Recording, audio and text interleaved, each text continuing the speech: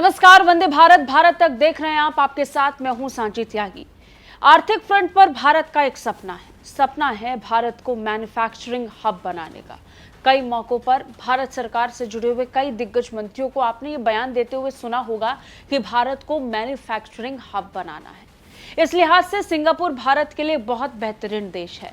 और क्या हो जब उसी देश की कंपनियां भारत में अपना इंटरेस्ट दिखाने लगे, ये सपना साकार होता हुआ नजर आएगा।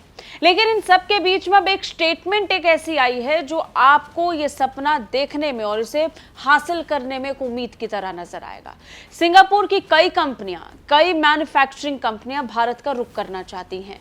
खास तौर पर मोदी सरकार की कई पॉलिसी की तारीफ करते हुए मैन्युफैक्चरिंग इंडस्ट्रीज ये चाहती हैं कि वो अपनी एक यूनिट भारत में खोलें। सिंगापुर को बिजनेस करने के लिहाज से बेहतरीन जगहों में से एक माना जाता है। इसके पीछे कई मुख्य कारण हैं। इनमें tech system, global networking, quality human resource को तैयार करने की एबिलिटी और फाइनेंस की सुविधा वगैरह सब है। अब एक रिपोर्ट के मुताबिक देश में अच्छी व्यवस्था होने के बावजूद सिंगापुर की कई मैन्युफैक्चरिंग कंपनियां भारत की ओर अपना रुख करना चाहती हैं। सिंगापुर की मैन्युफैक्चरिंग कंपनियां पहले दक्षिण पूर्व एशियान देशों में अपने सामानों को मैन्युफैक्चर करती थी, लेकिन अब कई कंपनियां जो मल्टीनेशनल कंपनीज को सपोर्ट और सप्लाई करती हैं, वो कंपनियां भारत का रुख करने लगी हैं। सिंगापुर में भी एक महत्वपूर्ण भारतीय डायस्पोरा है और इसलिए कोई आश्चर्य की बात नहीं है कि कई भारतीय बिजनेस ने सिंगापुर में बेस तैयार किए हैं। सिंगापुर में स्थित भारतीय उच्चायोग के मुताबिक देश में लगभग 9,000 भारतीय कंपनियों ने रजिस्ट्रेशन किया है। इनमें टाटा समूह, महिंद्रा एंड महिंद्रा, रिलायंस इंडस्ट्री, विज्ञापन समूह, इन्फोसिस और विप्रो जैसी भारतीय कंपनियां शामिल हैं। भारत और सिंगापुर के बीच कई सालों से मजबूत व्यापारिक संबंध भी रहे हैं। अगर सिंगापुर को बिजनेस पार्टनर के तौर पर देखते हैं तो सिंगापुर भारत का छठा सबसे बड़ा बिजनेस पार्टनर है। फाइनेंशियल ईयर 2021-22 के दौरान भारत और सिंगापुर ने 30.11 बिलियन अमेरिकी डॉलर का व्यापार किया था। कुल मिलाकर दोनों देशों के बीच में साझेदारी और हिस्सेदारी बहुत ज्यादा है। व्यापार में दोनों देश एक दूसरे के लिए काफी मददगार साबित हुए हैं।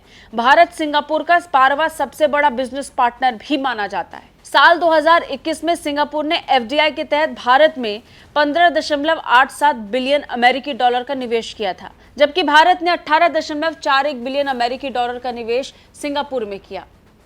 अगर पिछले 22 सालों की बात करें तो अप्रैल 2000 से लेकर सितंबर 2022 तक सिंगापुर ने 140.99 बिलियन अमेरिकी डॉलर का निवेश भारत में किया है। सिंगापुर ने भारत में जिन क्षेत्रों में निवेश किया वो service sector, computer software, hardware, medicine और फार्मास्यूटिकल रही हैं। एक और क्षेत्र है जिससे सिंगापुर से अधिक निवेश की उम्मीद है, वो है मैन्युफैक्चरिंग। भारत ने साल 2014 में नरेंद्र मोदी के प्रधानमंत्री बनने के बाद ज्यादा से ज्यादा देशों को भारत में निवेश करने के लिए आकर्षित किया। भारत को मैन्युफैक्चरिंग हब बनाने का सपना भारत सरकार बहुत लंबे वक्त से देख रही है। ऐसे में मौजूदा घटनाक्रम को देखते हैं तो बाहरी कंपनी का भारत में मैन्युफैक्चरिंग इंडस्ट्री को देखकर जो उम्मीद है वो ज़्यादा बड़ी है। लगातार बाहर की कंपनियां ये चाहती हैं कि भारत में वो मैन्युफैक्चरिंग यूनिट सेटअप करे। खासतौर पर कोविड के बाद चीन जिस तरीके से पिछड़ा है, उसके बाद एशिया में चीन के बाद भारत को एक बहुत मजबूत विकल्प के तौर पर मैन्युफैक्चरिंग कंपनियां देखती हैं। ऐसे में वो जो चीन के साथ नहीं जाना चाहती, वो भारत में अब अपनी मैन्युफैक्चरिंग यूनिट लगाना चाहती हैं। कैसी लगी ये रिपोर्ट कमेंट करके हमें बताइए। बाकी रक्षा और विदेश मामलों से अपडेट रहने के लिए देखते रहिए भारत तक। जय हिंद।